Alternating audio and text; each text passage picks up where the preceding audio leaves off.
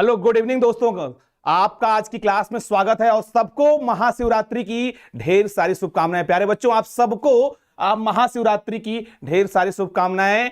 और जल्दी से जो आपका लक्ष्य हो, हम अपने आराध्य भगवान शंकर से यही प्रार्थना करेंगे कि आपका लक्ष्य जो भी गोल है आपके जीवन का, वो आपको जल्द से जल्द मिले। और आज की क्लास में आप सब लोग जल्द से जल्द लाइव हो जाइए, अपने दोस्तों मित्रों सबको लाइव कर दीजिए जल्दी से। और Shivani Singh good evening, happy Mahashivratri आपको भी बेटा। आकाश कुमार गुप्ता गुड इवनिंग बेटा। Alok Kumar Singh good evening. Harshimita good evening बेटा। राधा तिवारी, प्रिया यादव, गौरव अवस्थी सबको गुड इवनिंग बेटा। आप सब लोग अपने दोस्तों मित्रों, आप सब लोग, हमें पता है आज आपने कोई व्रत होगा, आज सब लोग आप पूजा करके आप खाली हो गए होंगे। और 5 बजे का समय जैसे ही 5 बजता है, आप लाइव आ जाइए, जल्दी से आ जाइए, सब लोग आ जाइए अपने दोस्तों मित्रों, क्योंकि आज का टॉपिक बहुत ही धमाकेदार टॉपिक है और बहुत ही इंपॉर्टेंट टॉपिक है। उसका नाम है कोहलर का insight theory, Kohler insight learning theory. जैसा कि हम लोग अब तक हम लोगों ने अधिगम के जो टॉपिक पढ़े थे, उसमें हम लोग अब तक व्यवहारवादियों के बारे में बात कर रहे थे। और आज देखना कितने लोगों को आप जोड़ पाते हैं। आज एक चैलेंज है आपके लिए, भगवान शंकर का नाम लेके आज जोड़ दीजिए। जितने ज्यादा से ज्यादा लोग क्लास में बैठे हैं, देखिए कितने लोग लाइव होते हैं। हर एक विद्यार्थी कम से कम 5 बच्चों को जोड़े। तो आज की क्लास आप सबको जल्दी से जल्दी जोड़ने की कोशिश करिए। हाँ, चलिए, आज का जो टॉपिक है कोहलर का अंतर्दृष्टि अधिगम का सिद्धांत है, जो इसमें हम लोग आज इसको डिटेल में देखेंगे। कहीं ना कहीं पीछे की क्लास में आपने देखा था, लास्ट टाइम हम लोग अधिगम को डिटेल में पढ़े हैं। अधिगम का सिद्धांत, अधिगम के जो प्रिंसिपल्स हैं, हमने पहले भी कहा था कि अधिगम के सिद्धांत को पढ़ने के समय हमने 2 तरह के बातें की थी कि हम 2 उसको पैरामीटर में बांट के करेंगे। हर हर महादेव, शिवानी सिंह, विभा शुक्ला गुड इवनिंग बेटा। कहने का मतलब एक तरीके से व्यवहारवाद को हम लोग पढ़ चुके हैं। जितनी भी लर्निंग की कहीं ना कहीं व्यवहारवाद की थ्योरी है, व्यवहारवाद के सिद्धांत को हम लोग पढ़ चुके हैं। व्यवहारवाद के अंतर्गत हम लोगों ने किसको पढ़ा था? हम लोगों ने 3 मनोवैज्ञानिकों को पढ़ा था। वो कौन कौन से मनोवैज्ञानिक थे? वो थे थांडाइक, कोहलर, थांडाइक को पढ़ा था, पावलो को पढ़ा था, और किसको पढ़ा था हम लोगों ने? कल पढ़ा था हम लोगों ने स्किनर को। तो व्यवहारवाद के अंतर्गत 3 मनोवैज्ञानिक आते हैं बेटा, जिसके अंतर्गत हम लोगों ने तीनों को डिटेल में पढ़ लिया है। संध्या यादव गुड इवनिंग बेटा। तो व्यवहारवाद के अंतर्गत ये जो मनोवैज्ञानिक थे, उनकी श्रृंखला Sanju Gupta good evening, Shivani Singh, Skinner को बेटा पढ़ लिया था हम लोगों ने। कहीं ना कहीं देखिए तीनों मनोवैज्ञानिकों को हम लोगों ने एक, उसमें कोई डाउट आपको नहीं होना चाहिए, उसमें हम लोगों को कोई डाउट नहीं होना चाहिए। अब उसके बाद आज एक नया सिद्धांत, जिसको हम कहीं ना कहीं संज्ञानवाद के सिद्धांत कहते हैं। संज्ञानवाद के सिद्धांत के नाम से जानते हैं। और संज्ञानवाद के सिद्धांत का ये पहला सिद्धांत है जो कोहलर के अंतर्दृष्टि सिद्धांत के नाम से जाना जाता है। तो अब आप लोग कोहलर के सिद्धांत को आज पढ़ेंगे। कोहलर स्क्रीनशॉट पे दिख रहे होंगे कि बड़ी अच्छी इमेज दिख रही है। कोहलर के सिद्धांत में एक बनमानुष है, उसका नाम क्या है? अभी ये कौन बताएगा बनमानुष का नाम? आप सब पढ़ चुके हैं अपनी क्लास में। बनमानुष का नाम क्या है? बनमानुष का नाम है सुल्तान। और सुल्तान नामक चिंपैंजी पे कोहलर ने प्रयोग किया था। अब यहां पे गेस्टाल्ट का अंतर्दृष्टि जो सिद्धांत है, इनसाइट थ्योरी, यस सुल्तान, शिवानी सिंह सुल्तान, लकी पाल गुड इवनिंग बेटा। हर्षिमिता सुल्तान, संध्या यादव सुल्तान, यस। तो एक प्रश्न आपको मिल गया। पहला प्रश्न कहीं पेपर में आ जाएगा कि कोहलर ने अपने इनसाइट थ्योरी में किस जानवर पर प्रयोग किया था। तो जानवर कौन सा था? वो जानवर था सुल्तान नामक चिंपैंजी। चलिए जल्दी से आप लोग सब लोग लाइव आ गए हैं, और ज्यादा से थंडरस्टॉर्म पबजी सुल्तान, यस बेटा। और आकाश कुमार गुप्ता सुल्तान। चलिए अब आज की क्लास एक तरीके से औपचारिक रूप से आज शुरुआत करते हैं, और कोहलर के सिद्धांत को हम लोग देखते हैं कि कोहलर के सिद्धांत में क्या क्या चीजें हैं। कोहलर का जो अंतर्दृष्टि सिद्धांत है, स्क्रीन पे जो स्लाइड है इसका स्क्रीनशॉट आप लोग ले लीजिए बेटा, स्क्रीनशॉट ले लीजिए। देखिए एक बड़ी अच्छी इमेज, उसमें सीधा कहीं ना कहीं चिंपैंजी बना हुआ है और चिंपैंजी हाथ में एक बनाना लिया हुआ है और एक बड़ा एक जोकिंग फोटो है और आप कभी भूलेंगे नहीं, दिमाग में ये प्रतिबिंब आपके हमेशा रहेगा। इस स्लाइड को अगर अपने आप इस रख लेते हैं मोबाइल की गैलरी में तो कभी भी यहां से प्रश्न आएगा, जब भी आप परीक्षा में बैठेंगे तो कहीं न इसमें ये बात आपके दिमाग में आएगी, कौन सा जानवर था, वो चिंपैंजी था। अब सबसे इस सिद्धांत को का प्रतिपादन जो था गेस्टाल्ट मनोवैज्ञानिकों ने किया था। अब ये एक जानकारी आती है कि अच्छा गेस्टाल्ट जो शब्द है, गेस्टाल्ट मनोवैज्ञानिक ये कौन थे? 1912 में गेस्टाल्ट मनोवैज्ञानिकों ने इस सिद्धांत का प्रतिपादन किया था। बहुत बार ऐसा आता है कि गेस्टाल्ट कौन थे, गेस्टाल्ट किस भाषा का शब्द था, यहां से भी प्रश्न आते हैं। जैसे 20वीं शताब्दी के उत्तरार्ध की बात करें तो कहीं ना कहीं जर्मनी में इसके बारे में बातचीत की गई थी और जर्मनी में ये सारी चीजें डिस्कस हुई थी और गेस्टाल्ट जो है जर्मन भाषा का शब्द है। गेस्टाल्ट किस भाषा का शब्द है? जर्मन भाषा का शब्द है। और आपसे प्रश्न आया हुआ है, पिछली बार यूपी टेट के एग्जाम में आया हुआ प्रश्न है, 2018 या 17 वाले पेपर में आया था कि गेस्टाल्ट किस भाषा का शब्द है, तो एक प्रश्न आपका यहां पे तैयार हो गया, जर्मन भाषा का शब्द। तो अभी आपने इतनी देर की क्लास में आपके 2 नंबर पक्के हो गए।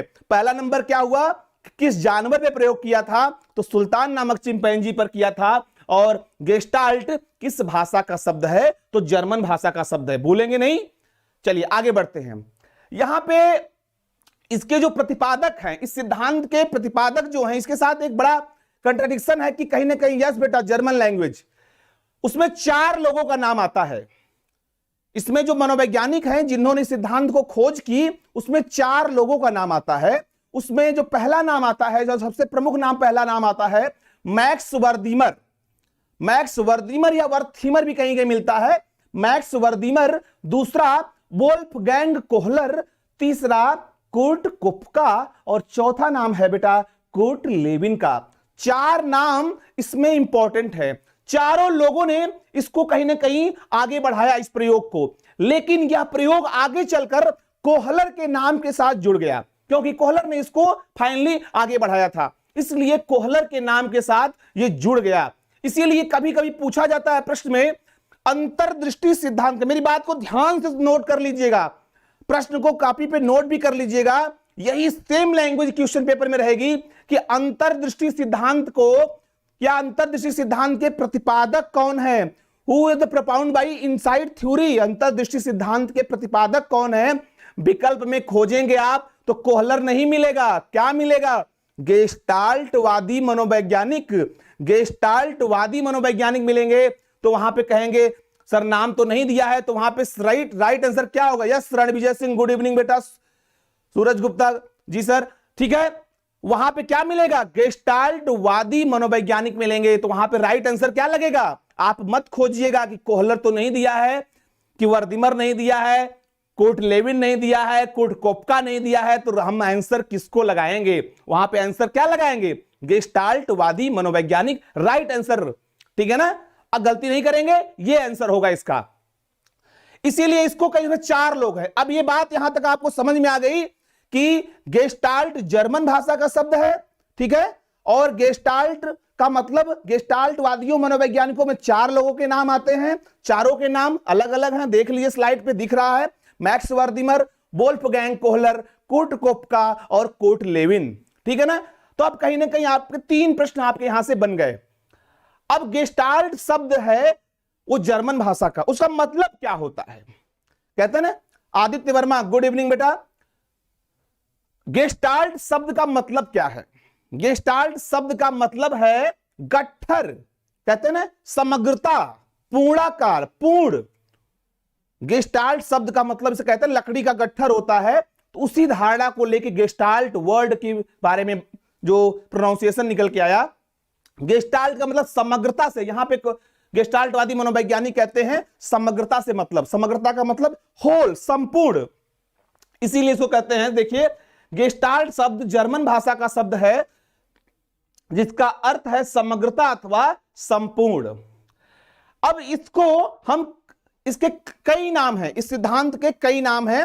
यस खुशबू सिंह बेटा गुड इवनिंग। गेस्टाल्ट का जो सिद्धांत है, कोहलर का जो सिद्धांत है, यहां पे इनसाइट लर्निंग के कई नाम हैं। नाम में अगर बात करें, यस बेटा होल, टोटली, वेरी गुड। अब यहां पे बात करें तो एक शब्द आता है सूझ।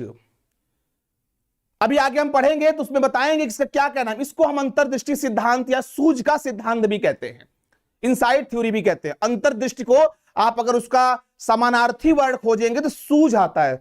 सूझ का मतलब होता है किसी कार्य को करने की युक्ति या विधि कह सकते हैं। जैसे सूझ क्या होती है, सूझ को आप डिफाइन करिए।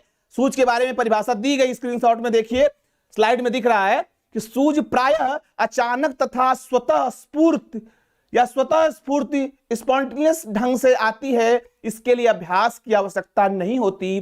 किसी परिस्थिति में जैसे ही प्राणी में सूझ उत्पन्न होती है वह सही अनुक्रिया करता है तथा इस प्रकार से वह उस परिस्थिति में उस अनुक्रिया को करना सीख जाता है। कहने का मतलब जब आपके सामने कोई समस्या होती है और अचानक से आपके सामने कोई उसका सल्यूशन आ जाता है, एक तरीके से स्वतः स्फूर्त या उसको स्पॉन्टेनियस कहते हैं, वही सूझ होती है। और जैसे ही किसी समस्या में आप होते हैं और वहां प्रयास आप नहीं करते, लेकिन अचानक से उस समस्या का समाधान जब हो जाता है, तब उस समाधान के तरीके को हम क्या कहते हैं, सूझ कहते हैं। बात समझ आ गई। एंडरसन एक मनोवैज्ञानिक हैं जिन्होंने इसके बारे में बात की है, एंडरसन कहते हैं। लक्ष्मी यादव गुड इवनिंग बेटा। पिंकी सिंह गुड इवनिंग, आप सबका स्वागत है आज की क्लास में। एंडरसन कहते हैं अंतर्दृष्टि से तात्पर्य है समस्या के हल को एकाएक प्राप्त कर लेने से, अर्थात अधिगम करता प्रत्यक्षीकरण और विचारों को संगठित करके किसी समस्या का उपयुक्त समाधान प्रस्तुत करता है। मतलब यह पूरी बातचीत, यह पूरा सिद्धांत कहीं ना कहीं सूझ पर आधारित है, ठीक है ना, अंतर्दृष्टि, सूझ। अब इसके बारे में अगली स्लाइड में और भी चीजें क्लियर हो जाएंगी कि सूझ वास्तव में होती क्या है। सूझ वहां तक समझ में आ गई। सूझ का मतलब यहां पर, इनसाइट का मतलब, अंतर्दृष्टि का मतलब किसी समस्या को सॉल्व करने के लिए जब आप आगे बढ़ रहे होते हैं, उस समस्या के समाधान के लिए अचानक से जब आपके सामने कोई सॉल्यूशन आ जाता है, अचानक से आपका मेंटल प्रोसेस कहीं ना कहीं जब उस समस्या के लिए तैयार हो रहा होता है, उस कंडीशन में आपके सामने एक ऐसा सॉल्यूशन आ जाता है जब आप कहते हैं कि ये, तब वहां पे आप कहते हैं यस या आहा, ठीक है, कहते हैं उस कंडीशन को हम कहते हैं इनसाइट या सूझ। बात समझ में आ गई।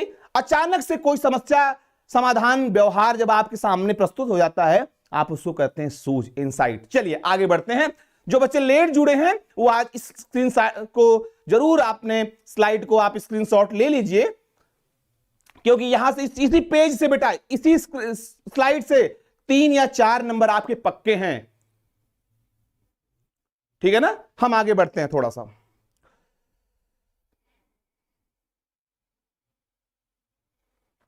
अब यहां पे कहा गया कि कोहलर का जो सिद्धांत है उसमें सूझ के बारे में फिर बताया गया कि ये भी, इस स्लाइड को आप स्क्रीनशॉट जरूर ले लीजिए।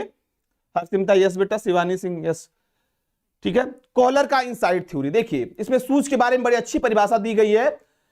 किसी समस्या का समाधान करते समय जब हल एकाएक हमारे दिमाग में आ जाता है तो यह तीव्र गति से होने वाला परिवर्तन ही क्या कहलाता है, अंतर्दृष्टि या सूझ कहलाता है।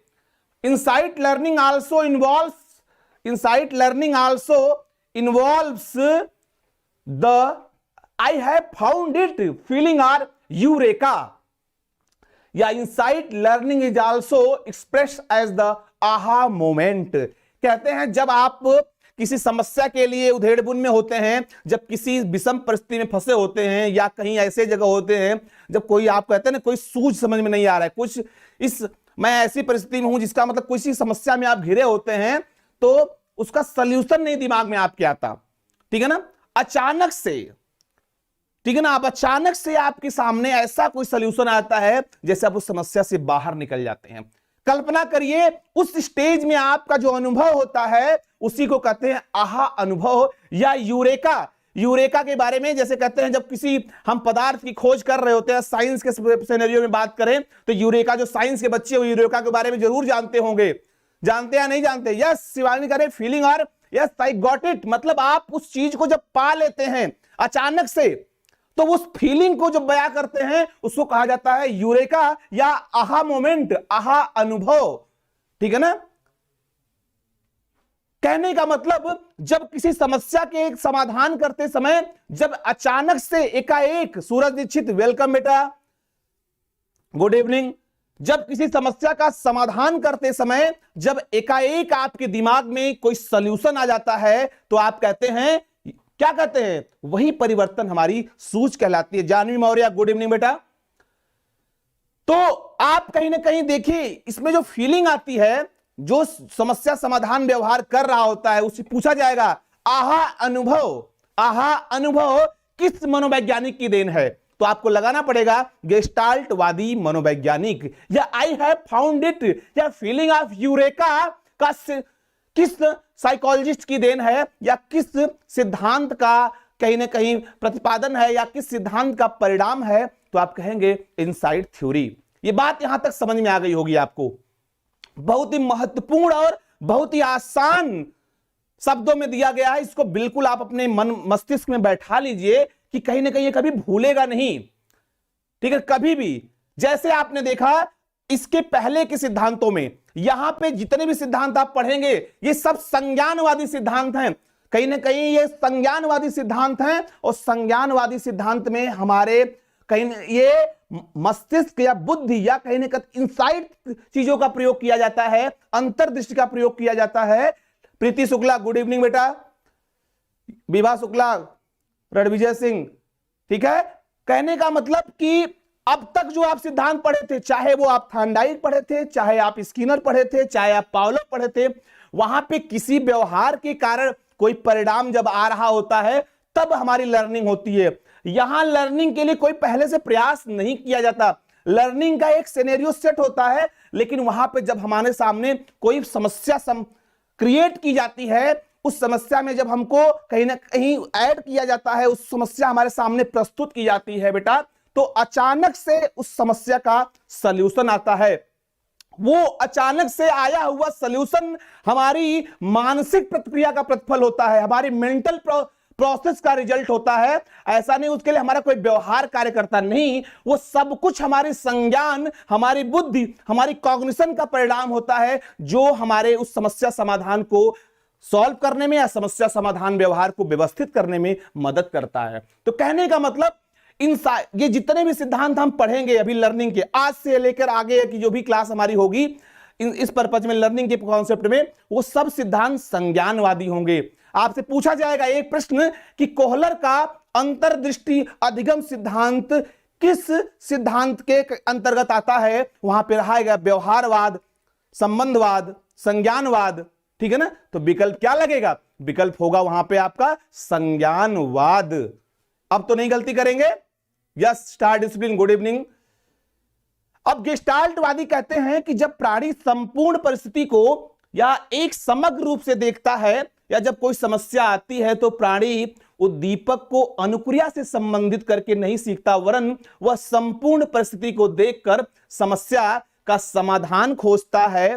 तो प्राणी समस्या समाधान अपनी अंतर्दृष्टि से खोजता है। कहने का मतलब यहां पर प्राणी के सामने या प्राणी के समक्ष कोई समस्या समग्र रूप से आती है, पूर्ण रूप से आती है, इसीलिए इसको पूर्णाकार सिद्धांत भी कहते हैं। यहां पे समस्या पार्ट में नहीं आती, यहां पे कोई भी समस्या आपके सामने जब प्रस्तुत की जाती है तो वो होल रूप में, संपूर्ण रूप में प्रस्तुत की जाती है। ये बात यहां तक समझ में आ गई कि यूरेका क्या है, आहा अनुभव क्या है, सूझ क्या है। ये छोटे छोटे प्रश्न हैं जो आपकी परीक्षा में महत्वपूर्ण है, और जब भी आप यूपी टेट, सी टेट का एग्जाम देंगे, सुपर टेट का एग्जाम देंगे, तो आपकी परीक्षा में ये बहुत ही इंपॉर्टेंट है, जो आपको कहीं ना कहीं अच्छे नंबर दिला सकते हैं। यहां से पक्का नंबर, यहां से प्रश्न आते ही आते हैं। ठीक है बेटा? चलिए आगे थोड़ा सा बढ़ते हैं। अब ये स्लाइड भी बहुत ही महत्वपूर्ण है। इस सिद्धांत के अन्य क्या नाम हैं? इस सिद्धांत जरूर आप इसका स्क्रीनशॉट ले लीजिए। इस सिद्धांत के अन्य क्या नाम हैं? जैसा हम अभी कुछ चर्चा भी कर चुके हैं, इसलिए जो नाम आप आदित्य वर्मा, सचिन कुमार, नमस्ते सर सब। चलिए, इस सिद्धांत के क्या अन्य नाम हैं? जैसे कहते हैं, इसका पहला नाम है गेस्टाल्ट सिद्धांत। पहला नाम तो हमने बता दिया गेस्टाल्ट सिद्धांत। दूसरा हमने बता दिया पूर्णाकार सिद्धांत। तीसरा हमने बता दिया समग्र सिद्धांत। चौथा हमने बता दिया सूझ का सिद्धांत। और पांचवा जो उसमें लिखा गया था अंतर्दृष्टि का सिद्धांत। कभी भी पूछ लिया जाएगा इस सिद्धांत के, आपको सारे नाम जानने अनिवार्य हैं, कभी पूछ लिया जाएगा कि इस सिद्धांत के प्रतिपादक कौन है। हो सकता है आप समग्र जानते हो, सूझ जानते हो, पूर्णाकार नहीं जानते हो, गेस्टाल्ट नहीं जानते हो, इसलिए सभी नाम को आप जरूर लिख लीजिए, अपने पेन पेपर उठाइए और कॉपी पे नोट कर लीजिए, चाहे स्क्रीनशॉट लेके इस स्लाइड को सेव कर लीजिए। जब भी कभी आपको पढ़ना होगा तो आप जरूर इसको देख लेंगे। गेस्टाल्ट सिद्धांत, पूर्णाकार सिद्धांत, समग्र सिद्धांत, सूझ का सिद्धांत और अंतर्दृष्टि का सिद्धांत। अपने आप में 5 नाम तो दिख रहे हैं, लेकिन 5 नंबर पक्के हैं आपके। 5 number, Amul Shukla good evening बेटा। 5 नंबर आपके कंफर्म है, जो कहीं ना कहीं क्या करेगा, आपको नंबर आपकी परीक्षा में महत्वपूर्ण रूप से 5 नंबर, ये पांचों प्रश्न यहीं से आने वाले हैं। देखिए, गेस्टाल्ट, पूर्णाकार, समग्र, सूझ और अंतर्दृष्टि। नोट कर लिए यहां पे। चलिए आगे बढ़ते हैं। अब हमको कोहलर का जो प्रयोग है, आप कह रहे होंगे कि सर कोहलर का प्रयोग क्या है? तो कोहलर का प्रयोग बड़ा इंटरेस्टिंग प्रयोग है। इसको आप देखिए, एक इमेज आप देख रहे होंगे। इमेज में एक वनमानुष है जो एक तरीके से एक पिंजड़ा है, एक बंद स्थान वहां पे बैठा हुआ है, उसको बंद किया गया है और वो एक 2 रॉड है पाइप की, उसको जोड़ने का प्रयास कर रहा है। थोड़ा सा इमेज आप अपने दिमाग में, अपने मन मस्तिष्क को दोहराइए और देखिए कि क्या वो कर रहा होगा, क्या वो कर रहा होगा, उसका क्या होने वाला है आगे। वो उधेड़ बुन में है, उसके सामने समस्या तो आ गई है, कोई सॉल्यूशन नहीं दिख रहा उसको, वो बैठा हुआ है एक कोने में। तो आप प्रयोग को थोड़ा पढ़ लीजिए, जल्दी से पढ़ लीजिए, इसमें थोड़ा सा इधर आ जा रहा हूं। कोहलर ने अपने प्रयोग में सुल्तान नामक चिंपैंजी पर अध्ययन किया। जैसा कि हमने बताया कि एक प्रश्न आपका यहां से आ गया कि कोहलर ने किस जानवर पर प्रयोग किया, तो चिंपैंजी पहला प्रश्न। उसका नाम क्या था? उसका नाम था सुल्तान।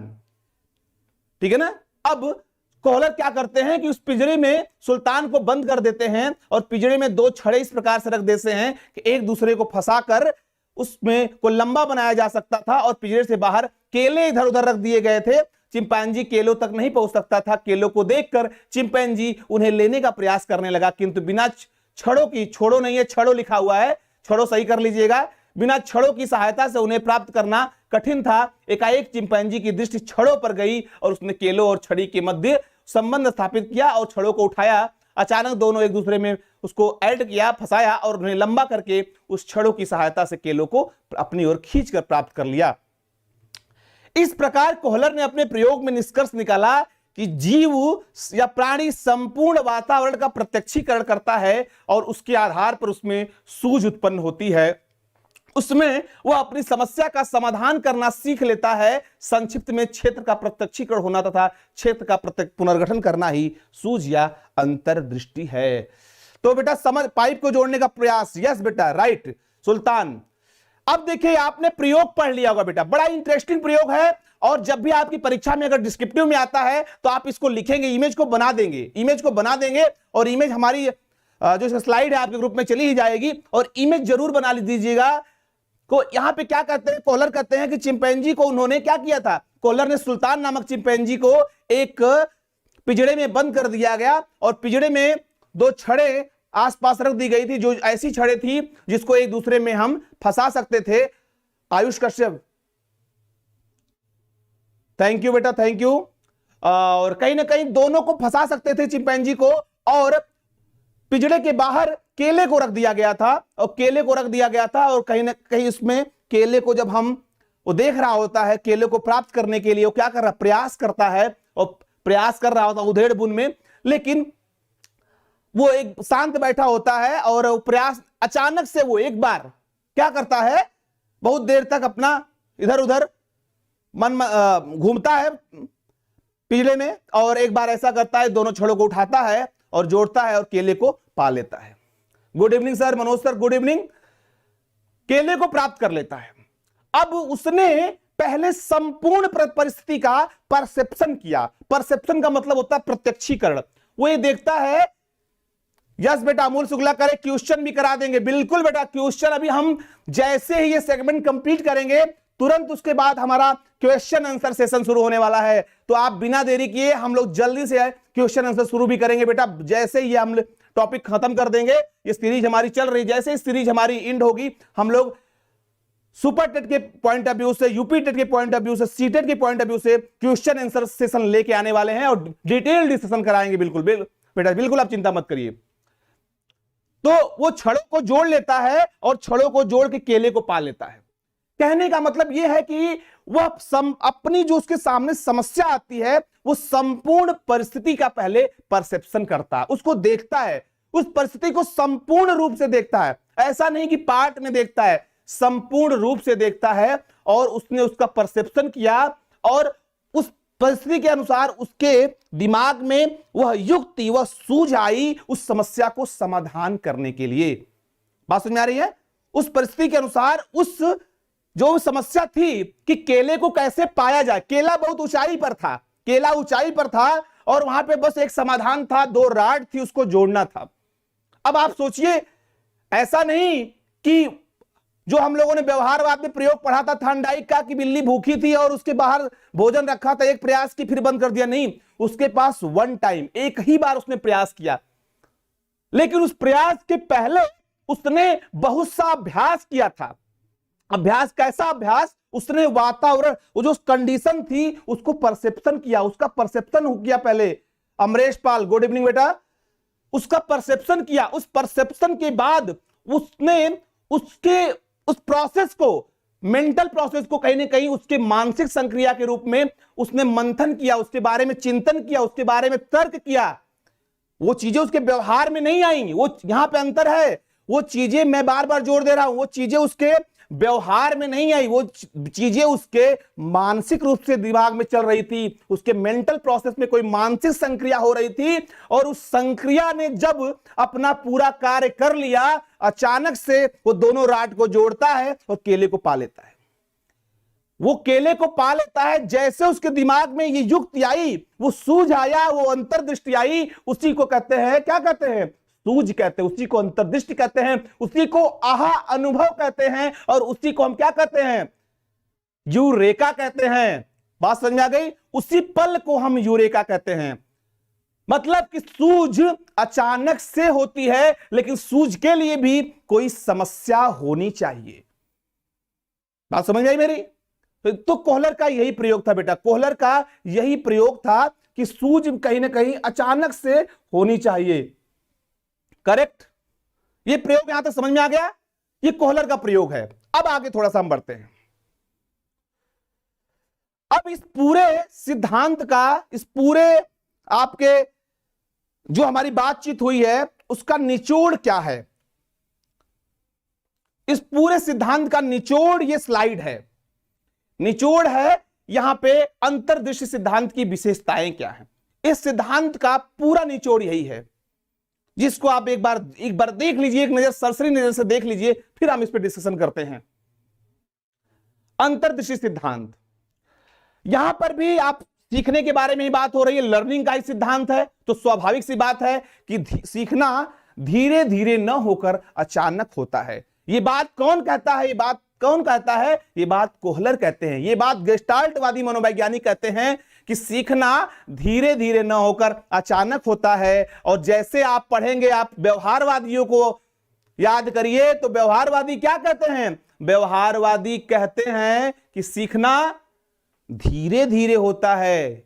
देखिए, दोनों में विरोधाभास है, तो इस बात को कल बिल्कुल, वो दोनों बातें सही हैं, ऐसा नहीं कि उनकी बातें गलत है, उनकी बातें भी सही हैं और यहां पर भी, लेकिन दोनों लोगों का दृष्टिकोण अलग है, दोनों लोगों की थ्योरी अलग है, इसीलिए हम उनको व्यवहारवादी मनोवैज्ञानिक कहते हैं और इनको संज्ञानवादी मनोवैज्ञानिक कहते हैं। करेक्ट? थॉर्नडाइक और कोहलर कहते हैं कि सीखना धीरे धीरे न होकर अचानक होता है और सीखने की प्रकृति जो है हमेशा संज्ञानात्मक होती है। कहने का मतलब जो सीखने का नेचर होता है वो कहीं ना कहीं हमारे यस बेटा आकाश गुप्ता कह रहे सीखना अचानक होता है। बिल्कुल राइट बात आपकी है, सीखना अचानक से ही होता है। सीखने की प्रकृति संज्ञानात्मक होती है। जैसे जितने भी मनोवैज्ञानिक होंगे, संज्ञानवादी कहेंगे जब कोई समस्या हमारे सामने आएगी, भाई सीखना है क्या?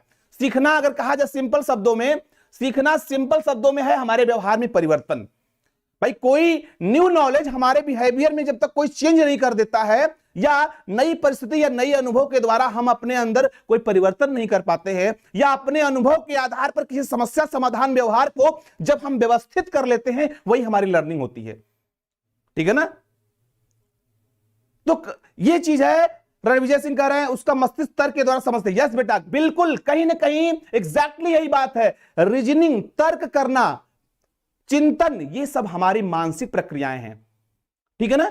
बहुत बार ऐसा होता है कि कोई ऐसा ही आपके सामने समस्या होती है, आपके दैनिक जीवन में, आपके व्यवहारिक जीवन में या प्रोफेशनल लाइफ में, तो आप देखते हैं कि समस्या आपके मन मस्तिष्क में चल रही होती है, बहुत दिन से आप उधेड़-बुन में होते हैं, लेकिन किसी क्षण उस समस्या का समाधान ऐसे चुटकी में आ जाता है, उसको आप यूं ही समस्या का समाधान आपके सामने होता है, लेकिन उसके पीछे एक पूरी मानसिक प्रक्रिया, एक पूरा मेंटल सेटअप होता है जो आपके पूर्व अनुभव के आधार पर, आपकी बहुत दिनों की मेहनत होती है उस समस्या को सुलझाने में।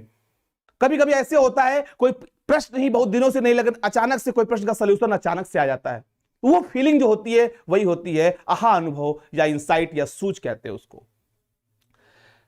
सीखने की प्रकृति लगभग अस्थायी होती है। कहने का मतलब है सीखना हमारे व्यवहार में अस्थायी परिवर्तन करता है, इसीलिए कहा गया कि सीखने की जो प्रकृति होती है वो अस्थायी होती है। और अगली जो बात कही गई, अगली जो विशेषता है कि सीखने की प्रक्रिया में प्राप्त सूझ अचानक व स्वतः स्फूर्त होता है। सूझ के लिए समस्यात्मक परिस्थिति का होना आवश्यक है। इस पूरे सिद्धांत का सबसे जो तोड़ है, सबसे इंपॉर्टेंट लाइन यही लाइन है कि सूझ के लिए समस्या का होना आवश्यक है। सूझ के लिए समस्या का होना आवश्यक है, इसको आप अंडरलाइन कर लीजिएगा। पूछा जाएगा सीटेट में तो पक्का पूछा जाएगा कि सीखने की प्रक्रिया में प्राप्त जो सूझ होती है वह अचानक या स्वस्फूर्त होती है या कहीं से प्रतिपादित होती है या फोर्सफुल तरीके से। नहीं, प्रक्रिया में जो सूझ होती है, सूझ ऐसा नहीं कि पहले से आप तय कर चुके होते हैं ऐसा ऐसा होगा, नहीं, वो जो आपका सल्यूशन है वो अचानक से होगा और वह स्वतः स्फूर्त होता है, स्वतः जन्म लेता है। और लेकिन जो सबसे बड़ी बात है, ये बड़ी बात कौन सी है कि समस्या एक होनी चाहिए। भाई सूझ तभी आएगी जब आपके पास कोई समस्या होगी।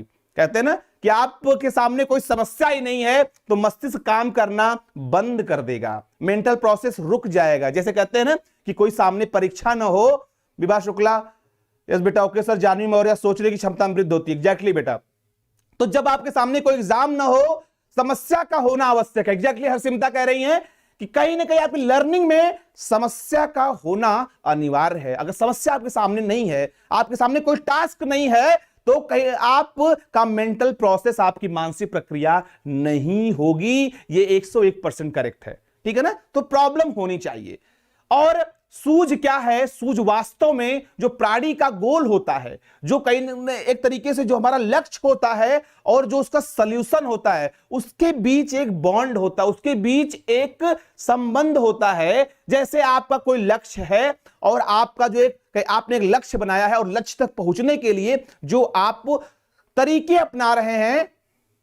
यस, शिवानी सिंह कह रही है एग्जाम ना हो तो पढ़ाई नहीं होती। बिल्कुल नहीं होता भाई। कोई पेपर नहीं हो, कोई एग्जाम नहीं हो तो आप ऑटोमेटिकली कहीं ना कहीं आपके कार्य करने की गति रुक जाती है, आपकी लर्निंग रुक जाती है। इसलिए लर्निंग के लिए, आपकी पढ़ाई के लिए एग्जाम होना चाहिए, कोई प्रॉब्लम होना ही चाहिए। तो सूझ क्या है कि जो हमारा गोल है और हमारा जो प्रॉब्लम सॉल्विंग बिहेवियर है, दोनों के बीच में एक बॉन्ड बनाता है, दोनों के बीच में एक संबंध होता है। इसलिए कहते हैं कि सूझ प्राणी के लक्ष्य और समाधान के बीच स्पष्ट संबंध की सूचक होती है। अगले जो पॉइंट्स है उसमें दिया हुआ है कि समस्यात्मक स्थिति का सर्वेक्षण। जैसे हम इसमें क्या करते हैं, जो हमारे सामने कंडीशंस होती है, जो भी प्रॉब्लम्स आती है, हम उसका क्या करते हैं, सर्वे करते हैं। उस प्रॉब्लम को पहले हम आइडेंटिफाई करते हैं और उसमें हम पहले समस्यात्मक स्थिति में हिचकिचाहट, विश्राम, ध्यान का केंद्रीकरण करते हैं। जैसे जो प्रॉब्लम हम किसी को सॉल्व करने जाते हैं तो वहां पे इन चीजों का ध्यान रखते हैं और परिवर्तित अनुक्रियाओं के द्वारा प्रयास करते हैं। जो हमारे रिफ्लेक्टिव एक्शंस होते हैं उसके द्वारा हम प्रयास करने का करते हैं। कहीं ना कहीं हमारे जो मस्तिष्क में इस तरह की सॉल्यूशन चल रहे होते हैं, इसको हम रिफ्लेक्टिव एक्शंस कहते हैं, उसके द्वारा हम लोग प्रयास करने का प्रयास करते हैं।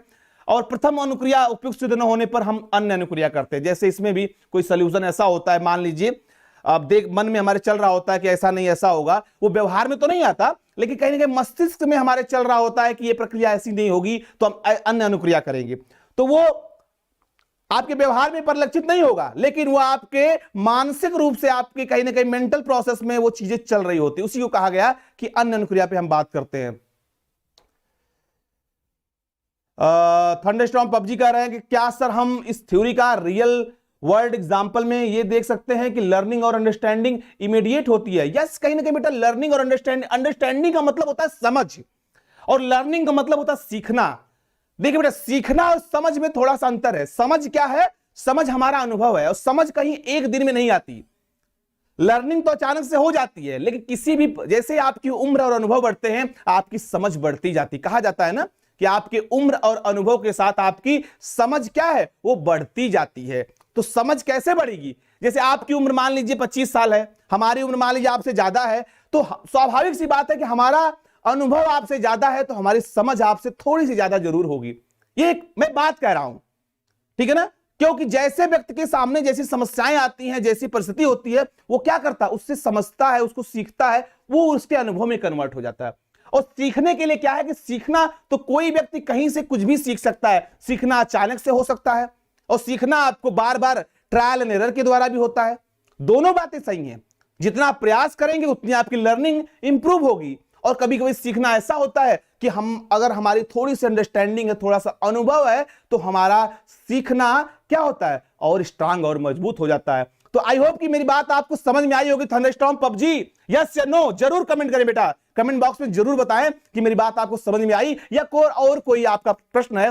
प्रश्न आपकी जरूर आते हैं, प्रश्न बड़े अच्छे लगते हैं जब आप पूछते हैं, तो प्रश्न आना चाहिए। प्रश्न इस बात के परिचायक है कि आपका चिंतन चल रहा है, आपकी सूझ इंप्रूव हो रही है। क्वेश्चन आने चाहिए। सभी विद्यार्थियों से मेरा रिक्वेस्ट है, प्रश्न आप पूछिए, प्रश्न गलत ही पूछिए लेकिन पूछिए, प्रश्न के लिए रुकिए नहीं, पूछिए जरूर, डाउट्स नहीं होने चाहिए। चलिए आगे बढ़ते हैं।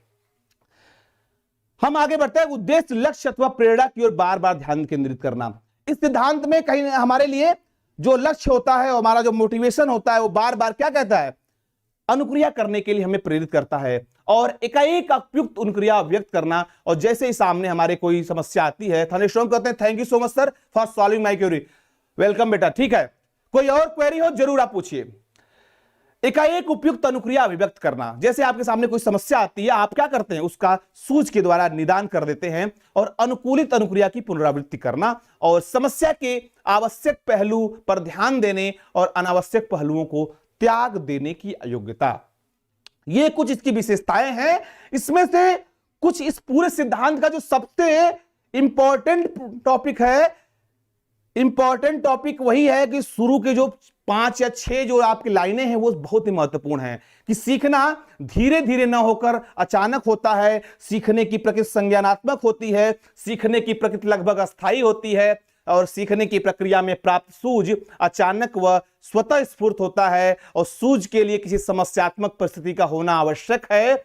ये बातें इंपॉर्टेंट नहीं, मोस्ट इंपॉर्टेंट हैं। इसको आप जरूर अपने आंसर में सम्मिलित करिएगा, चाहे वो कॉन्सेप्चुअल एग्जाम हो चाहे एमसीक्यू एग्जाम हो। एमसीक्यू एग्जाम होगा तो आपके कॉन्सेप्ट को क्लियर करेगा। अगर आपको डिटेल एग्जाम, आप डिस्क्रिप्टिव एग्जाम दे रहे हैं तो आपके क्वेश्चंस का जो आंसर होगा उसमें इसको जरूर आप सम्मिलित करिएगा, आपके काम आएगा। तो ये बात समझ में, इसका कंक्लूजन, इस पूरे सिद्धांत का ये कंक्लूजन है बेटा। यहां तक मुझे लग रहा आपको चीजें समझ में आ गई होंगी। अब एक बड़ी अच्छी सी स्लाइड है जो आप इसको देख सकते हैं, इसको समझने का प्रयास करिए। गेस्टाल्ट वादियों के अनुसार अंतर्दृष्टि सिद्धांत के 5 संप्रत्यय कुछ कॉन्सेप्ट होते हैं। ये कॉन्सेप्ट तो व्यवहार में दिख नहीं रहे होते हैं, लेकिन बेटा इसकी स्लाइड बहुत प्यारी स्लाइड है, बड़ी अच्छी स्लाइड है। आप इसको जरूर बनाइएगा और जरूर लिख लीजिए। याद, पूरे सिद्धांत का निचोड़ है कि हमारे सामने कोई लक्ष्य होता है, लक्ष्य में कोई बाधा बनती है। जैसे बाधा क्या था, बाधा एक तरीके से हमारे लिए क्या थी, बाधा भाई चिंपैंजी को कहां बंद कर दिया गया था, एक पिंजड़े में बंद कर दिया, पिंजड़ा उसके लिए बाधा आती है, बाधा आती है तो फिर उसके दिमाग में तनाव आता है। तनाव किस बात का, कि अब तो हम इससे बाहर कैसे निकलेंगे, केले को कैसे प्राप्त करेंगे। तो वो क्या करता है, फिर अपने व्यवहार को संगठित करता है और संगठित करने प्रयास करता है और पुनः एक बार फिर से उस चीजों के लिए प्रक्रिया करता है और उसका एक कॉन्सेप्ट बना लेता है। कहने का मतलब लक्ष्य तो पहले देख चुका होता है कि लक्ष्य हमारा केले को प्राप्त करना, और लक्ष्य को उसको बता दिया जाता है कि केला उसको दिखा दिया, उसको भूख लगी है, केला उसको प्राप्त करना। लेकिन केले को प्राप्त करने के बीच में बाधा, तनाव, सब कुछ रखा जाता है ताकि वो उसका मेंटल प्रोसेस जागृत हो जाए, उसकी मेंटल प्रोसेस की संक्रियाएं शुरू हो जाए, उसका मेंटल प्रोसेस काम करने लगे। तो फिर उस क्या करता है, व्यवहार को संगठित करता है और उसको प्रस्तुत कैसे करता है, उसकी मानसिक संक्रियाएं। अब जैसे हम कहते हैं, देखिए अगर समग्र रूप से बात करें तो आपके सामने जब कोई समस्या होती है तो आप क्या करते हैं, आप अपने दैनिक जीवन में देखिए, सभी विद्यार्थी इसको सोचे, आपके सामने जब कोई समस्या आ जाती है तो आप क्या करते हैं, उसका प्रयास सॉल्यूशन निकालने की कोशिश करते हैं, लोगों से मदद लेते हैं, बातचीत करते हैं क्या सॉल्यूशन होगा। लेकिन आपके सामने मान ली कुछ कंडीशंस हो, आपके सामने बाधा हो कि नहीं आप किसी की मदद भी नहीं ले सकते, आपको एक कमरे में बंद कर दिया जाए, ठीक है ना, एक कमरे में बंद कर दिया जाए, ठीक है, आपको बाहर ये पता है कि बाहर दरवाजा बंद कर दिया गया है और बाहर जो है कुछ सामान खाने का रखा गया है, आपको भूख लगेगी तो आप क्या करेंगे, आप दरवाजा खोलने का प्रयास करें, दरवाजे को तोड़ने का प्रयास करेंगे। मतलब कि वहां पे जिस भी परिस्थिति में है, उस परिस्थिति में जो चीजें वहां पे उपस्थित हैं उसकी मदद लेके आप बाहर जो भी आपका लक्ष्य है, आप अगर भूख लगी है तो खाना आपका लक्ष्य है, तो उसको प्राप्त करने के लिए आप प्रयास करते हैं, संक्रिया करते हैं, ठीक है ना, युक्ति लगाते हैं, उपाय लगाते हैं बार। लेकिन एक बार ऐसा होता है, कोई युक्त ऐसी आ जाती है, जैसे आप दरवाजा खोलते हैं, दरवाजा खुल जाता है, आप या दरवाजे को बिना खोले ही, या वहां पे कोई खिड़की है या कोई ऐसा वस्तु है जिसके आधार पे आप कोई राड रखा हुआ है, कोई स्टिक रखा हुआ है या कोई, उसको मदद से उस चीज को पा लेते हैं। मतलब हम अपने दैनिक जीवन में भी अगर हम कहें कोई समस्या अगर इस तरह की होती है जिसका सॉल्यूशन हम खोजने का प्रयास करते हैं, तो कहीं ना कहीं हमारे लिए लक्ष्य, बाधा, तनाव, संगठन और पुनर्संगठन का कॉन्सेप्ट आता है। तो मेरी बात समझ में आई होगी, ये कॉन्सेप्ट है, समझने के लिए हमने इसको आपको बताया है, इसको आप समझ गए होंगे। अब इस सिद्धांत का कंक्लूजन क्या है, इस पूरे सिद्धांत का कंक्लूजन क्या है, निचोड़ क्या है, उसको आप देख लीजिए, जरूर देखिए इस निचोड़ को, इस सिद्धांत का निचोड़ क्या है। कोहलर ने अपने प्रयोग में क्या बताने का प्रयास किया, कोहलर ने अपने प्रयोग में बताया कि जीव जो है संपूर्ण वातावरण का प्रत्यक्षीकरण करता है। स्लाइड का जरूर स्क्रीनशॉट ले लीजिएगा। कोहलर ने अपने प्रयोग में बताया कि जीव जो होता है संपूर्ण वातावरण का प्रत्यक्षीकरण करता है और उसके आधार पर उसमें सूझ उत्पन्न होती है, उसमें वह अपनी समस्या का समाधान करना सीख लेता है। बहुत बड़ी बात कही गई कि कोहलर ने यह निष्कर्ष निकाला कि संक्षिप्त में क्षेत्र का प्रत्यक्षीकरण होना तथा क्षेत्र का पुनर्गठन करना ही सूझ या अंतर्दृष्टि है।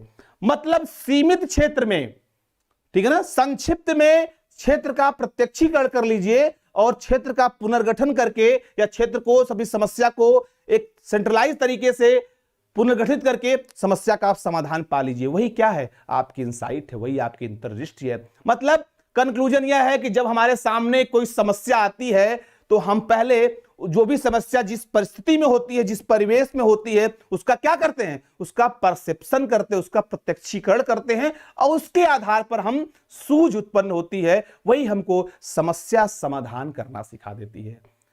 मेरी बात समझ में आ गई? ये इस पूरे सिद्धांत का निष्कर्ष है, इस पूरे सिद्धांत का निष्कर्ष है। और इस सिद्धांत के कुछ शैक्षिक महत्व हैं जो कि बहुत ही महत्वपूर्ण है। शैक्षिक महत्व, इसकी जरूर स्क्रीनशॉट ले लीजिए। यह सिद्धांत वातावरण की महत्ता को स्थापित करता है। अध्यापकों को बालकों के सम्मुख ऐसा वातावरण अथवा परिस्थिति प्रस्तुत करनी चाहिए कि बालकों में अंतर्दृष्टि उत्पन्न हो सके। पहली बात, पहला जो शैक्षिक इंपॉर्टेंस है इसका, और दूसरी जो इसका इंपॉर्टेंस है कि यह सिद्धांत बुद्धि, सृजनात्मकता, कल्पना, तर्क शक्ति आदि संज्ञानात्मक योग्यताओं का विकास करने में उपयोगी सिद्ध हो सकता है। और तीसरा जो सबसे महत्वपूर्ण है कि यह सिद्धांत बालकों के द्वारा स्वयं परिस्थितियों का अवलोकन करने तथा सूझ के द्वारा खोज करके सीखने पर बल देता है। बेटा बहुत ही कह लिया जाए तो ये ब्रह्मास्त्र है। ये जो 3 लाइन है ना, 3 लाइन ब्रह्मास्त्र है। और आपके जीवन में ये 3 लाइन, अगर आप शिक्षक के दायित्व का निर्वहन करने वाले हैं आगे, तो कहीं ना आपको ये लाइनों को याद करना होगा। क्या इंपॉर्टेंस शिक्षा के क्षेत्र में, इसके क्या इंपॉर्टेंस है? पहला इंपॉर्टेंस कि यह सिद्धांत वातावरण की महत्ता को स्थापित करता है।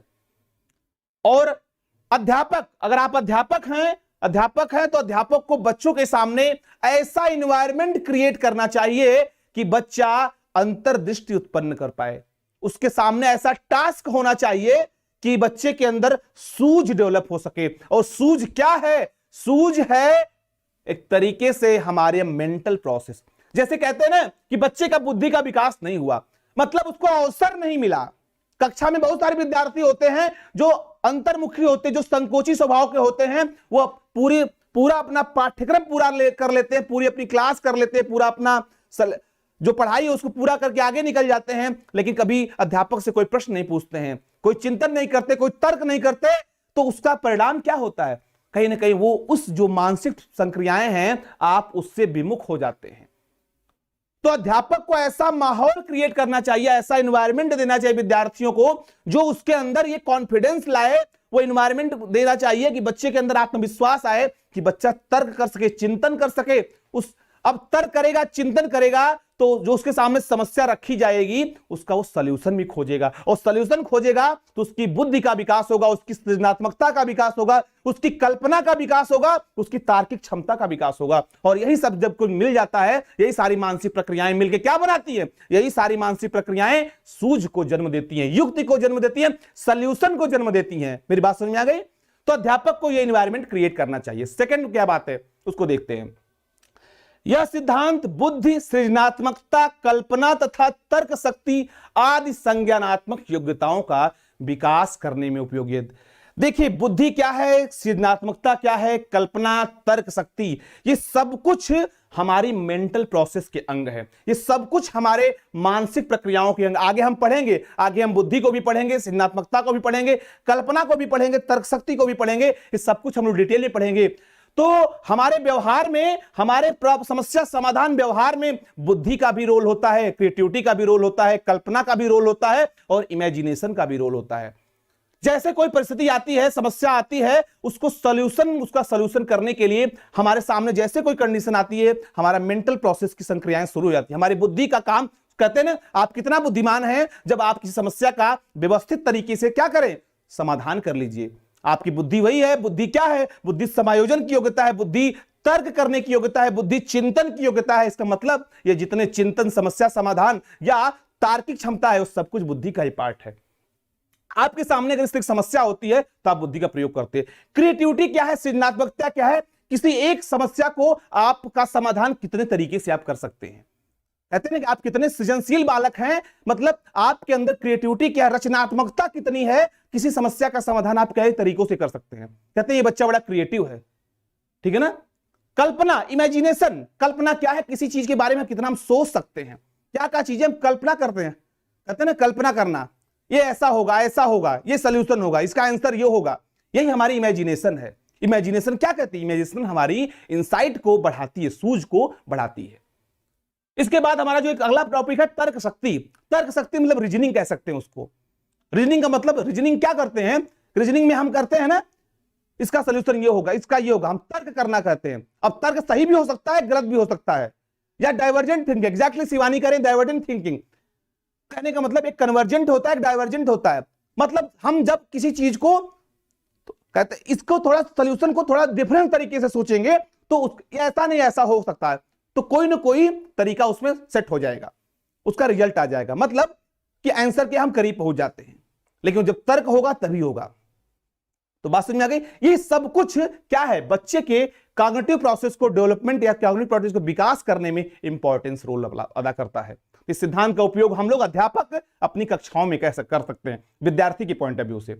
और लास्ट इसका जो कंक्लूजन है, इंपॉर्टेंस है कि यह सिद्धांत बालकों के द्वारा स्वयं परिस्थितियों का अवलोकन करने तथा सूझ के द्वारा खोज करके सीखने पर बल देता है। सबसे बड़ी बात इसलिए कि जो शिक्षा प्रणाली आज की है वो क्या कहती है कि लर्निंग बाय डूइंग का कॉन्सेप्ट, करके सीखने पर बल देती है। और करके सीखने पर बल देने का मतलब है कि विद्यार्थी के अंदर वो आ जाए, शक्ति आ जाए, उसको इन्वायरमेंट मिले कि जो उसको करके सीखने पे क्या करे, बल दे। बच्चा के सामने आप परिस्थिति को ला दीजिए, कोई कंडीशन को आप ला दीजिए, सिचुएशन को आप ला दीजिए और बच्चा खुद क्या करे, उस सॉल्यूशन को, उस परिस्थिति को देखे, अवलोकन करे और समस्या का समाधान करने की कोशिश करे। उस समस्या समाधान व्यवहार के कारण उसके व्यवहार में जो परिवर्तन होगा, उसकी जो बुद्धि का डेवलपमेंट होगा, वही कहेगी सूझ। और जैसे जैसे उसके सामने समस्या आती जाएगी, वो सॉल्व करता जाएगा, उसका जो अनुभव है वो बढ़ता जाएगा और उस समस्या समाधान व्यवहार और व्यवस्थित हो जाएगा। तो प्यारे बच्चों, इस सिद्धांत के 3 शैक्षिक इंपॉर्टेंस है और बहुत ही महत्वपूर्ण इंपॉर्टेंस है। इसको बहुत ही महत्वपूर्ण बातें हैं जो पूरे आपके कॉन्सेप्ट को क्लियर कर देगा। हाइपोथेसिस कॉन्सेप्ट, यस बेटा, रणविजय सिंह करे, हाइपोथेसिस कॉन्सेप्ट, यस, परिकल्पना का निर्माण। ये पूरा सिद्धांत का ये निचोड़ है, इंपॉर्टेंस है जो आपके पूरे कॉन्सेप्ट को क्लियर कर देगा, पूरे कॉन्सेप्ट को बता देगा कि वास्तव में इसका शिक्षा जगत में क्या उपयोग है। और आपसे पूछा भी जाएगा प्रश्न में कि कोहलर के सिद्धांत का शैक्षिक निहितार्थ क्या है, इसको उल्लेखित करिए। आप इस बात को याद कर लीजिए और आप जब भी क्लास में जाएंगे पढ़ाने, अपने जीवन में, शिक्षक जीवन में, आप इन बातों का ध्यान रखेंगे। विद्यार्थी के सामने आप इन चीजों को रखेंगे, विद्यार्थी के सामने इन चीजों को जब आप रखेंगे तो वो उसका समस्या समाधान व्यवहार व्यवस्थित हो जाएगा। तो स्लाइड का स्क्रीनशॉट जरूर ले लीजिएगा। और ये आज एक तरीके से आज की अंतिम स्लाइड थी और जो बच्चे लेट जुड़े हैं मैं थोड़ा सा क्लास का रिवीजन कर दूंगा और उसको जरूर एक बार देख लेंगे कि आज हम लोगों ने क्या क्या पढ़ा है, उसको जरूर एक बार आप देख लेंगे तो आपको सारी चीजें क्लियर हो जाएंगी। पहली स्लाइड हमारी ये थी, दूसरी स्लाइड पे हमने कोहलर के बारे में बात किया था। कोहलर के बारे में जो बच्चे लेट जुड़े हैं उसको जरूर देख लेंगे। और दूसरी स्लाइड हमारी ये थी और उसके बाद हम लोगों ने तीसरी स्लाइड कोहलर का अंतर्दृष्टि सिद्धांत, इसके बारे में डिटेल में बताया था। इसके बाद हमने उसके अन्य नाम क्या क्या हैं उसके बारे में बात की थी। कोहलर का प्रयोग बताया था, उसके सिद्धांत की कुछ विशेषताओं को बताया था हमने। गेस्टाल्टवादियों का एक संप्रत्यय पे हमने बात की थी, उसके बारे में इसका निष्कर्ष हमने आपको बताया था। और आप वीडियो को चाहे तो बैक करके देख भी सकते हैं और इसका इंपॉर्टेंस क्या था, ये बात हमने आपको बताई थी आज। तो आज की क्लास आपको कैसी लगी? आज की क्लास आपको कैसी लगी?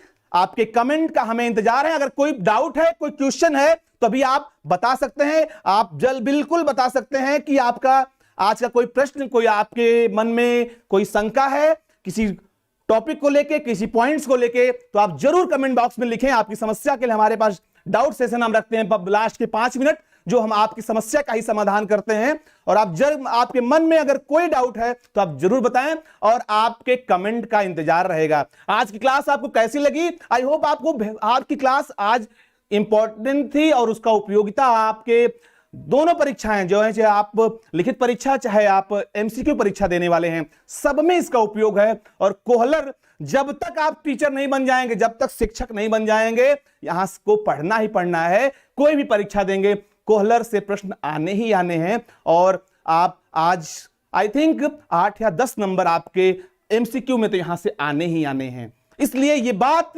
आप कोई मन में डाउट हो तो जरूर लिखें, कमेंट जरूर लिखें। इसी क्रम में हमारी प्रतिदिन क्लास इसी समय होती है।